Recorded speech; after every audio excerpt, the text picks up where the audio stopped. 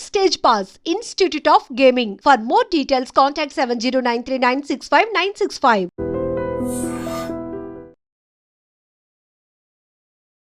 Hello guys, welcome back to iTree media. అయితే F1 వీసాకు సంబంధించి కొన్ని విషయాలు ముఖ్యంగా తల్లిదండ్రులకి స్టూడెంట్స్కి కూడా చాలా ఇంపార్టెంట్ తెలుసుకోవాల్సిన అవసరం ఉందని చెప్పేసి మన ముందుకు వచ్చారు హైకోర్టు అడ్వకేట్ అలాగే ఇమిగ్రేషన్ లాయర్ అయిన పృథ్వీ గారు. సార్తో మాట్లాడతాం. నమస్కారం సార్. నమస్తే విరాట్. అంటే ట్రంప్ వచ్చినప్పటి నుంచి భయం పట్టుకుంది అనడంలో ఎటువంటి డౌట్ లేదు. బట్ ఆ భయం అనేది నిజంగా రైట్ఫుల్గా ఉండే వాళ్ళకి అవసరం లేదు అని చెప్పేసి మీరు ఎన్నో వీడియోస్లో చెప్పడం జరిగింది. మరొకసారి సింపుల్గా F1 వీసా ప్రొసీజర్ అయితే రెజ్యూమ్ అయ్యింది కాబట్టి ఇంకొకసారి తల్లిదండ్రులకి ఒకసారి ఈ విషయాలు తెలియజేయాలని మీరు చెప్పడం చాలా ఆనందం అనిపించింది నాకు. సో స్టూడెంట్స్ ముఖ్యంగా వాళ్ళకి ఇచ్చిన వీసా రెజ్యూమే ప్రాసెస్లో ఎలాంటి జాగ్రత్తలు తీసుకోవాల్సిన అవసరాలు ఉన్నాయి, పేరెంట్స్ కూడా వాళ్ళకి ఎలాంటి జాగ్రత్తలు చెప్పాల్సిన అవసరం ఉంది?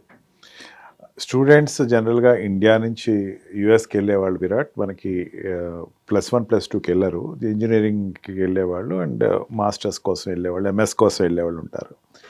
ఇంజనీరింగ్ వెళ్ళే స్టూడెంట్స్ కూడా తక్కువ మంది ఉంటారు అండ్ ఎంఎస్కి వెళ్ళేవాళ్ళు ఎక్కువ మంది ఉంటారు. నాకు వచ్చినటువంటి అనేకమైనటువంటి కేసెస్లో కానీ నాకు వచ్చే క్లయింట్స్లో కానీ వాళ్ళ శాతం ఎవరు ఉంటారంటే కొంచెం బీటెక్ అయిపోయి జాయిన్ అయ్యి తర్వాత ఎంఎస్కి వెళ్ళేవాళ్ళు ఉంటారు. నేను ఎందుకు ఆ రేషియో చెప్తున్నానంటే వాళ్ళు ఎక్కువ ఫ్రీ టైం కానీ లేకపోతే యావిగేషన్ కానీ ఏంటి అంటే we use to go in the social మీడియాలో మా పోస్టులు చేసుకుంటాం. It's not wrong. నేను దానికి అసలు I'm not going to that also because we're in social media as of now. Social మీడియాలో వాళ్ళు పోస్ట్ చేసుకుంటాం, లేకపోతే అండ్ ఫేస్బుక్లో యాక్టివ్గా ఉంటాం, ఇన్స్టాలో యాక్టివ్గా ఉంటాం అనేది వాళ్ళు చెప్పుకునేటువంటి ప్రక్రియ. F1 వీసాలో రెగ్యులేషన్ ఏంటంటే, ఇప్పుడు ట్రంప్ పెట్టినటువంటి రెగ్యులేషన్ ఏంటంటే please hand over your credentials. మీ యొక్క ఫేస్బుక్ కానీ మీ ఇన్స్టా కానీ మీ ఏదైనా ఇది టిక్టాక్ అన్నది అన్నాడు కానీ టిక్టాక్ ఇండియాలో లేదు కాబట్టి మనం వరి అవ్వాల్సిన అవసరం లేదు. రియల్లీ గవర్నమెంట్కి దీని విషయంలో థ్యాంక్స్ చెప్పచ్చు. టిక్టాక్ అన్నది తను చెప్పిన one of the media, but మనకి లేదు, యూరోపియన్ కంట్రీస్లో ఉంది. అవన్నీ కూడా హ్యాండ్ ఓవర్ చేయాలి. Be careful. మీరు ఇది వరకట్లాగా ఏదో సరదాగా ఏ వీడియోస్ పడితే ఆ వీడియోస్ మీరు డౌన్లోడ్ చేసేసుకొని దాన్ని మీరు సర్క్యులేట్ చేసి చేద్దామంటే అది ఫుల్ స్టాప్ అని చెప్పచ్చు. మెయిన్ ఏంటంటే యూఎస్కి F1 వీసా వెళ్ళేవాళ్ళు దాంట్లో ఒక నామ్ ఒకటి ఉంటుంది. అక్కడ ఉండేటువంటి సెక్యూరిటీ వాళ్ళు కూడా, హోమ్ సెక్యూరిటీ కూడా ఈ నామ్ మీదే ఎక్కువ వాళ్ళు ఫోకస్ చేస్తారు. ఏంటంటే what is your how you imbibe the cultural activities of US అంటారు. అంటే అక్కడ ఉండేటువంటి కల్చర్కి నువ్వు ఎట్లాగా అవలంబించుకుంటావు అనేది ఒక క్వశ్చన్ ఉంటుంది. దీనికి రిలేటెడ్గా అక్కడ ఉండేటువంటి కల్చర్ని హేళన చేస్తానో లేకపోతే అక్కడ ఉండే కల్చర్కి వ్యతిరేకంగానో నీ వీడియోస్ కనుక ఉంటే కనుక no need of going, stay in India. నువ్వు వెళ్ళక్కర్లేదు, ఇండియాలో ఉండిపో. నీ యొక్క ఈ వాట్ వి కాల్ యూట్యూబ్లో కానీ లేకపోతే సోషల్ మీడియాస్లో ఏదైనా నువ్వు ఇచ్చినటువంటి వీడియోస్లో కానీ ఆ ట్రించెస్ ఉంటే మాత్రం అక్కడ రెడ్ కార్పెట్ అనేది నీకు లేదు. You have to stay in India. And also ఏదైనా యాక్టివిటీస్లో నువ్వు ఇక్కడ పార్టిసిపేట్ చేసినట్టు కానీ ఏదైనా మీ ట్రాక్ కనుక యూఎస్ వెరిఫై చేసినా సరే then your face is closed. ఎందుకంటే దీనికి ఒక్కదానికే కదా వాళ్ళు చెప్తుంది. ఇప్పుడు సైబర్ క్రైమ్స్ పెరిగిపోయినాయి. ఇండియాలో చాలా ఎక్కువ సైబర్ క్రైమ్స్ ఉన్నాయి. సైబర్ క్రైమ్స్ చేస్తున్న వాళ్ళు ఎవరు? కొంచెం సిఎస్ చేసి ఇంజనీరింగ్ చేసిన వాళ్ళు ఎక్కువ చేస్తూ ఉంటారు అనుకుందాం. Let is hope so. వీడు ఏదైనా కేసులో ఇన్వాల్వ్ అయ్యాడా?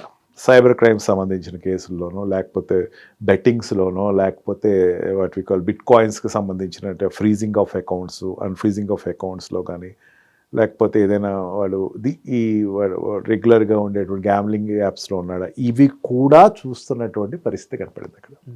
అంటే వీడు అక్కడికి వెళ్ళి మళ్ళీ ఒక సెంటర్ ఓపెన్ చేస్తాడో పోయే వాళ్ళకి. ఇక్కడ బాగానే ఉన్నాడు, వీడు తప్పించుకున్నాడు, అక్కడ ఏమైనా ఓపెన్ చేస్తే. అందుకని ప్రతి ఆస్పెక్ట్ ఎంఎస్ వాళ్ళు కానీ ఇంజనీరింగ్కి వెళ్ళేవాళ్ళు కానీ ఆర్ ఎనీ సెక్టర్స్కి, ఎడ్యుకేషన్ సెక్టర్స్కి వెళ్ళేవాళ్ళు కూలంకషంగా చూస్తున్నారు అక్కడ. F1 వీసా నుంచి అబ్టైన్ స్టూడెంట్స్ కోసం వెళ్ళేవాళ్ళు.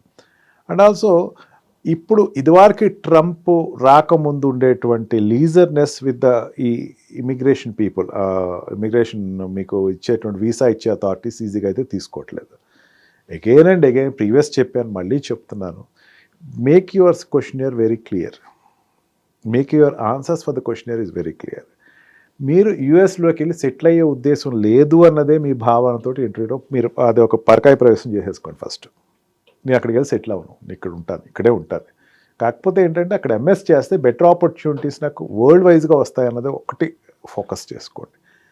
Second thing livelihood. అక్కడ ఉన్నాళ్ళు ఎట్లా ఉంటాను అంటే then make it clear that నాకు ఇంత అమౌంట్ ఉందని నాకు నాకు అది అక్కడ జాబ్ చేయాల్సిన అవసరం ఏమీ లేదు నాకు అన్నది క్లియర్గా చూపించండి, ఫోకస్ చేయండి. And third and most important thing ఏంటంటే మీ revenues and hostels and what is the college institute, which college you're opting there, ఇవన్నది క్లియర్గా మీరు ఒక ప్రిపేర్ అయ్యి మీరు వెళ్ళగలిగితే you can go off. This year is a different year. తర్వాత ఇయర్ వస్తారా అని చెప్పలేను, కానీ 70% of students have not gone to America. అంతమంది కట్ ఆఫ్ అయిపోయారు. 70 జనరల్ 100% అనుకుంటే వెళ్ళే వాళ్ళ నెంబరు అందులో 70% తగ్గిపోయారు. డ్రాబ్యాక్ మిగతా కంట్రీస్ ఆప్ట్ చేసుకుంటున్నారు. యూరోపియన్ కంట్రీస్ కావచ్చు, ఆస్ట్రేలియా కావచ్చు, అండ్ మిగతా కంట్రీస్ ఆప్ట్ చేసుకుంటున్నారు. అందుకే ఇప్పుడు ఓపెన్ అయింది, ఎందుకంటే ఓపెన్ అవ్వలేదు మొన్నటి వరకు. ఓపెన్ అయినా సరే కొన్నాళ్ళు ఓపెన్ అయింది, క్లోజ్ అయింది, in and out it is happening. So now open అయింది. ఓపెన్ అయ్యేటప్పుడు మళ్ళీ మీరు వెళ్తున్నారు. వెళ్ళేటప్పుడు డోంట్ ఫర్గెట్ దట్ గవర్నమెంట్, అక్కడ ఉన్న గవర్నమెంట్ వెరీ కీన్గా మిమ్మల్ని అబ్జర్వ్ చేస్తుంది. మీరు అక్కడికి వెళ్ళిన తర్వాత again and again I'm repeatedly asking, మీరు కాలేజ్ని మాత్రం వదిలి వెళ్ళకండి. అంటే సార్ ఇప్పుడు ఇదంతా కూడా ట్రంప్ పెట్టే ఆంక్షల వల్ల ట్రంప్ అనే పర్సన్ ఎలాంటి డెసిషన్ తీసుకుంటాడనే భయంతో జరుగుతున్నాయి. ఓకే, కొత్త వాళ్ళ పరిస్థితి మారుతుంది, అంటే వాళ్ళు వెళ్ళకపోవచ్చు, వాళ్ళ చేతిలో ఆప్షన్ ఉంది. ఎగ్జిస్టింగ్ స్టూడెంట్స్ పరిస్థితి ఏంటి? Existing students, that what I'm telling to the parents మీరు ఎప్పుడు ఫోన్ చేసినా సరే don't repeatedly ask them to come back to India. And also మీ పిల్లల్ని కాలేజ్ హాస్టల్ ఫెసిలిటీస్ ఏదైతే ఉందో అక్కడే ఉండమని చెప్పండి. నేనైతే remember or not Virat, every student who ever I'm interacting I'm telling please go back to your college hostel. అక్కడికి వెళ్ళండి, అక్కడికి ఉండండి. ఎందుకంటే ఒక సెక్యూర్డ్ జోన్. మనం ఇప్పుడు ఇక్కడి నుంచి ఏదైనా జమ్మూ అండ్ కాశ్మీర్ వెళ్తున్నాం అనుకోండి, మనకి ఏదైనా ఒక ఈ ప్లేస్ ఇచ్చారు అనుకోండి, మనం అక్కడ ఉంటామా, లేకపోతే బార్డర్ ఎక్కడ మొన్న జరిగిన పుల్గామా ఎట్లా ఉందని ఒకసారి వెళ్ళి సెల్ఫీ తెచ్చుకుంటామా? మనం ఇచ్చినటువంటి ప్లేస్లో ఎట్లయితే ఉంటున్నామో అట్లాగే మీరు యుఎస్లో ఉండేటప్పుడు 7 అయ్యేసరికి it's an insecure zones Virat. 7 అయ్యేసరికి బికాజ్ లిటరల్లీ వెరీ రీసెంట్లీ వాళ్ళు దే ఆర్ గెటింగ్ పర్వర్టెడ్. అక్కడ ఉండేటువంటి అమెరికన్స్ పర్వర్ట్ అవుతున్నారు. ఇండియన్ స్టూడెంట్స్ మీ వల్ల మా ఆపర్చునిటీస్ పోతున్నాయి. ఎక్కడో తిన్ లైన్ బయటకు వస్తుంది, ఆ లైన్ వాళ్ళు కాల్ చేసి చంపేస్తున్నారు. అందుకని మీరు హాస్టల్లో ఉంటే ఇటువంటి ప్రాబ్లం ఉండదు. ప్లీజ్ స్టే ఇన్ యువర్ హాస్టల్స్లో మీరు ఎంజాయ్ చేయండి. హాస్టల్ అనేది చిన్నదిలా ఉండదు, పెద్ద ఎస్టాబ్లిష్మెంట్. మన ఉస్మానియా యూనివర్సిటీల కన్నా ఒక 200-300 పెద్ద యూనివర్సిటీస్ అవి. You please be there in ఒక పెద్ద అక్కడ టౌన్షిప్ ఉంది, అక్కడే ఉండండి, బయటికి రాకండి. Please confine yourself with the educational zone ఎల్లో. అండ్ ఆల్సో మీ జాబ్ ప్లేసెస్ కానీ కూడా బయట ఆర్ట్స్ జాబ్స్ చేయకండి. This is my sincere advice. తప్పకుండా సార్ చెప్పిన విషయాలని కూడా మరొకసారి పేరెంట్స్ స్టూడెంట్స్ ఇద్దరు కూడా దృష్టిలో పెట్టుకుని దానికి తగ్గట్టు వ్యవహరిస్తే చాలా మంచిది మన సేఫ్టీకి. అండ్ దీనిపై మీకు ఇంకా డౌట్స్ ఉన్నట్లయితే ఇక్కడ కింద నెంబర్స్ అనేవి డిస్ప్లే అవుతుంటే సార్కి మీరు కాల్ చేసి తగు సమాచారం ఏదైతే ఉందో మీరు తీసుకోవచ్చు. And thank you so much sir, ఇలాంటి ఇన్ఫర్మేషన్ తీసుకొచ్చినందుకు.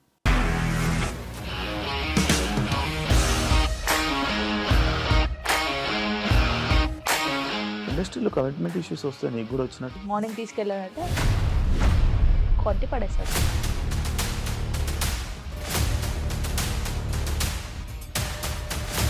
ఒక్కళ్ళు కూడా చూడలేదు ఈ సినిమా అని చెప్పడానికి కూడా చాలా ధైర్యం కావాలి. అది నిజం కదా, దాంట్లో ధైర్యం ఏంటి? నెక్స్ట్ డే ప్లేట్ మార్చేస్తే తప్పు కదా. As of now we're comfortable this అని నేను అనుకుంటున్నాను. రష్మిక గారిది మీది ఒకే ఊరంట కదా?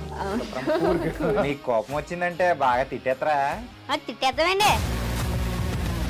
నిజంగా గేమ్ ని ఎలా చేంజ్ చేయగలిగారు? ఏపీఎస్ఎఫ్సి వాళ్ళకి 6 నెలల్లో నేను 6 లక్షలు కట్టా. బిజినెస్ చేయాలనుకుంటే it is as difficult as riding a tiger.